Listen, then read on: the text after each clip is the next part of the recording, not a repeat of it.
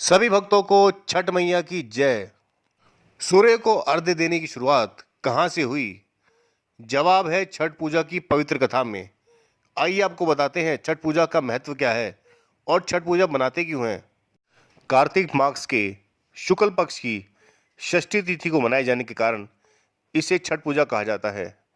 इस पर्व का मुख्य उद्देश्य सूर्य देव का आभार प्रकट करना है। कथाओं के अनुसार जब राजा प्रियव्रत और उनकी पत्नी मालिनी को कोई संतान नहीं हुई, तब उन्होंने महर्षि कश्यप की सलाह पर पुत्र के यज्ञ किया।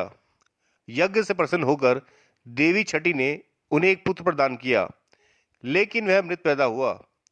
इससे राजा रानी बहुत दुखी हो गए। तभी छठी देवी प्रकट हुई और बोली, हे राजा, मैं प्रकृति की छठा स्वरूप हूँ। यदि तुम मेरी विधिवत पूजा करोगे तो मैं तुम्हें जीवित पुत्र प्राप्त कराऊंगी। राजा ने वैसे ही किया और उन्हें एक स्वस्थ पुत्र प्राप्त हुआ। तभी से छठ पूजा की परंपरा भी आरंभ हुई। रामायण के अनुसार भी माता सीता ने कार्तिक शुक्ल षष्ठी के दिन सूर्यदेव की पूजा की थी और महाभारत में भी द्रौपदी ने कठिन परिस्थितियों में सूर्यदेव की आराधना की थी।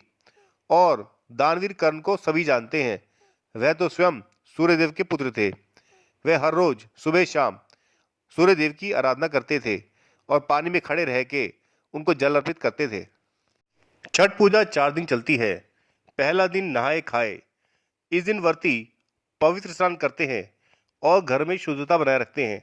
अरवा चावल, लौकी की सब्जी और चने की दाल से प्रसाद बनता है। दूसरा दिन खरना है।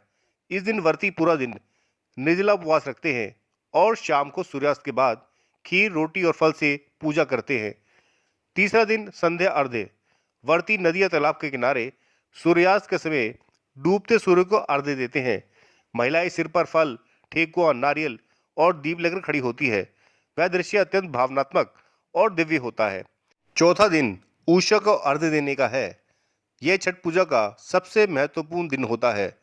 सूर्योदय से पहले लोग घाट पर पहुंचते हैं और उगते सूरज को अर्घ्य अर्पित करते हैं। इसके बाद व्रत का पारण किया जाता है। छठ पूजा केवल एक धार्मिक अनुष्ठान नहीं है, बल्कि यह शुद्धता, संयम और आत्मनियंत्रण का प्रतीक है।